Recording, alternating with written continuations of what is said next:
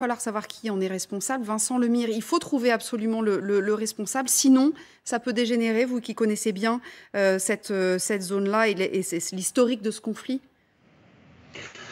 Oui, la question de la responsabilité, elle est en train d'être tranchée, hein, parce que, comme ça vient d'être dit en plateau, en fait, le porte-parole du ministère de la Défense rétropédale de jour en jour, hein. Le premier jour, c'était un tir palestinien. Ensuite, c'était on ne peut pas savoir. Et aujourd'hui, là, effectivement, on a un communiqué qui donne 3 scénarios. Et sur les 3 scénarios, il y a 2 scénarios où c'est un tir israélien.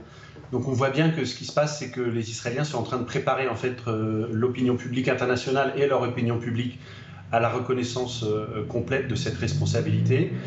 Ce qu'ils ont voulu faire ces 48 dernières heures, c'est très clair, hein, c'est gagner du temps. C'est-à-dire, ils ont d'abord diffusé une vidéo qui, du point de vue même de la presse israélienne et de l'ONG israélienne B'Tselem, en 1 heure, la vidéo, il a été démontré qu'elle était à plusieurs centaines de mètres du point d'impact et que c'était absolument impossible que cette vidéo prouve quoi que ce soit sur la responsabilité palestinienne. Donc, si vous voulez, on a effectivement essayé d'instiller le doute pendant quelques jours.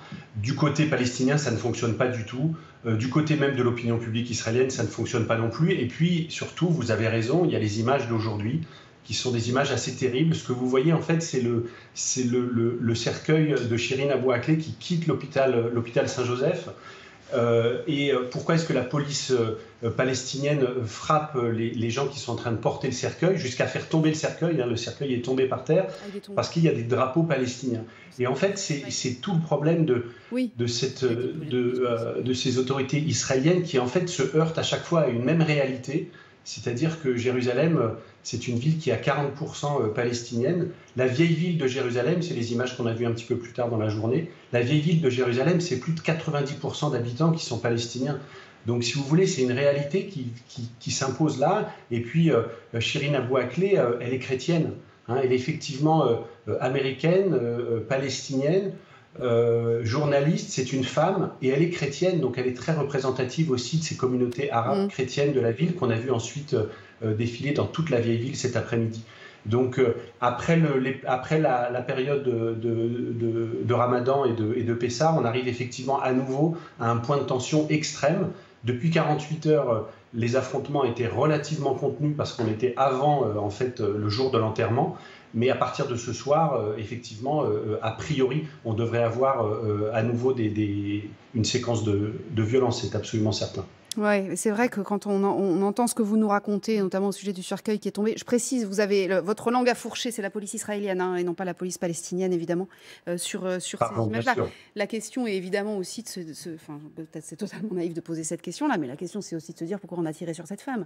Enfin, pourquoi, si c'est les Israéliens... Parce qu'elle couvrait une opération à Jénine. Écrit presse, en gros, oui, et sachant que... Une opération de colonisation jugée par l'ONU comme illégale, il faut le rappeler. Ce n'est pas la première fois qu'il y a de la couverture sur Jénine. Il faut aussi rappeler que l'hôpital Saint-Joseph fait partie des 4 établissements sous autorité française. Donc là aussi, c'est un peu une provocation que ça se déroule de nouveau enfin, que ça mette en... Là, nous oblige aussi à nous exprimer et à montrer notre indignation. Reporters sans frontières a rappelé qu'il y a maintenant 51 journalistes qui sont morts. Enfin, 50.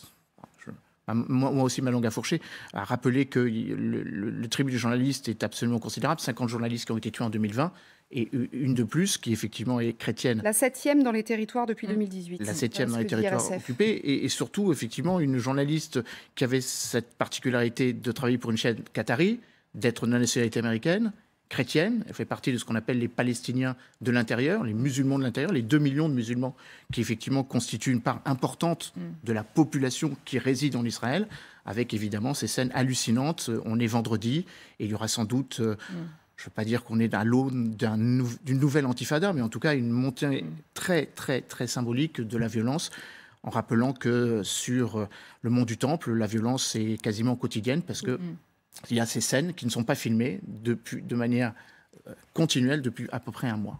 Vous êtes d'accord, Philippe de Surmain, avec l'analyse à l'instant d'Emmanuel Dupuis sur ce risque Ce drame intervient dans un climat de tension déjà préexistant. Oui. Et quand on est à Jérusalem, on se rend compte à quel point les frustrations se manifestent et sont éprouvées par en particulier par les Palestiniens. Et il n'en faut pas beaucoup pour démarrer une nouvelle intifada. Et alors, dans des situations pareilles, on ne sait jamais où l'on c'est un peu ce que vous disiez, Emmanuel Dupuy. Tout à fait. Effectivement, on est... Le climat est vraiment particulièrement sous tension, non pas parce qu'il est cristallisé autour de cet événement, mais parce que, encore une fois, depuis maintenant à peu près un mois, il y a des violences tous les vendredis, alors que la police israélienne interdit aux ressortissants palestiniens de se rendre sur le temple. Vincent Lemire, vous vouliez intervenir, je crois. Oui, il y a aussi un élément de calendrier. On est sorti du Ramadan. Il faut savoir que le Ramadan, c'est la période de moratoire sur les expulsions et les destructions de maisons palestiniennes. Et donc là, effectivement, il y a 4 jours, il y a un immeuble palestinien à Silouane, donc à Jérusalem-Est, qui a été détruit, et donc 40 personnes qui se sont trouvées sans logis. Donc la fin du Ramadan, c'est aussi la fin du moratoire sur les expulsions. Et puis dans 2 jours, le 15 mai, du côté palestinien, c'est l'anniversaire de la Nakba, la célébration de la Nakba, c'est-à-dire c'est la création de l'État d'Israël, et pour les Palestiniens, c'est ce qu'ils appellent la catastrophe. Donc ça, c'est dans 2 jours. Et puis le 28 mai, dans une grosse dizaine de jours, du côté israélien, c'est Yom HaYerushalayim, où là, on a la droite et l'extrême droite israélienne qui va défiler dans la vieille ville de Jérusalem, donc à Jérusalem-Est, avec des drapeaux israéliens. Donc on voit qu'on entre à nouveau dans une zone de tension dans les 48 prochaines heures et dans les 2 prochaines semaines. Oui, il y a 2 choses. Ce que dit monsieur Vincent Lemire concernant la destruction des maisons, c'est parce qu'Israël applique une politique de punition qui d'ailleurs est condamnée par la communauté internationale très souvent, qui est que quand elle condamne un militant ou un terroriste palestinien, elle détruit la maison de la famille ou l'immeuble. Ce qui veut dire que des gens qui, en fait, c'est ce qu'on appelle une punition générale, et c'est absolument en principe interdit. Vous n'avez pas le droit de punir des gens qui n'ont rien à voir avec des faits de cette manière-là. Et donc, c'est effectivement sur les gens qui se retrouvent à la rue dont on vient de parler, monsieur Lemire. Moi, je suis allée très, très souvent à Jérusalem, Tel Aviv et les territoires palestiniens. C'est vrai qu'il y a depuis des décennies maintenant une violence sourde et parfois vraiment réelle et très dangereuse. Mais il y a 2 choses troublantes dans l'affaire de Shirin Abu Akleh. C'est d'abord qu'elle a pris une balle dans la tête. Donc là, ça veut dire quand même, c'est la volonté de tuer. C'est pas ce qui est le risque de notre métier. Il y a des affrontements, on se retrouve au milieu malencontreusement. Et voilà. Donc ça, c'est quand même à déterminer, quel que soit le camp qui l'a fait. Et on voit de plus en plus de quel côté a l'air d'échoir la responsabilité. L'autre chose, c'est que les assassins de journalistes sont très rarement condamnés. Les enquêtes sont rarement menées jusqu'à leur terme. Et là, effectivement, ce serait bien de montrer l'exemple pour dire que cette période est révolue et qu'on n'a pas le droit de s'en prendre à des journalistes, qu'on n'a pas le droit de les incarcérer, et encore moins le droit de les tuer, et qu'on doit effectivement déterminer la responsabilité et poursuivre en justice la personne qui a fait ça. Vincent Lemire. Oui, dans les 3 scénarios qui sont évoqués par les Israéliens cet après-midi, celui qui a l'air d'être privilégié, ce serait un tir automatique depuis un télescope dans un véhicule blindé. Donc on voit bien là qu'on va peut-être essayer de d'édulcorer un petit peu la responsabilité avec le problème de ces fameuses armes télécommandées. Donc ce serait voilà, erreur humaine, erreur technique, technologique. Enfin, on voit bien qu'on va rentrer en fait dans des arguties qui vont permettre effectivement sans doute de dédouaner la responsabilité pénale du ou des tireurs. Mais encore une fois, du point de vue de l'opinion publique internationale et du point de vue de l'opinion publique palestinienne, évidemment, la cause est entendue.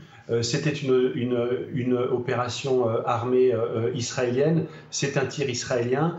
Et cette femme qui était encore une fois une icône dans tous les foyers du monde arabe et de la Palestine est morte. C'était une enfant de Jérusalem. Elle est aujourd'hui enterrée à Jérusalem. Donc ça remet à nouveau l'attention sur Jérusalem comme depuis plusieurs semaines.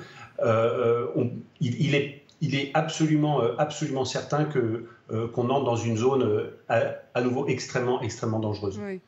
Emmanuel Dupuy. Oui, alors pour compléter tout ce qui a été dit précédemment, les deux parties refusent une enquête qui associe Israéliens et Palestiniens. Les Palestiniens ne veulent pas que les Israéliens soient associés à l'enquête, et évidemment les Israéliens ne veulent pas que les Palestiniens soient associés. De la même manière, ils participent, d'où la légitimité d'une enquête qui pourrait être diligentée par Amnesty International pour une autre raison, c'est qu'elle a mené une campagne active contre l'autonomisation des armes, en évoquant précisément le danger des robots tueurs. Alors si effectivement il s'agit de ces armes automatiques, ça justifie peut-être. Oui, encore plus. Général, je ne pense pas qu'on soit dans le cadre d'un robot tueur. Non, j'ai dit que. On est dans une arme téléopérée, ce qui veut dire que c'est une tourelle où le tireur, on ne le voit pas. Le tireur est à l'intérieur d'une caisse blindée.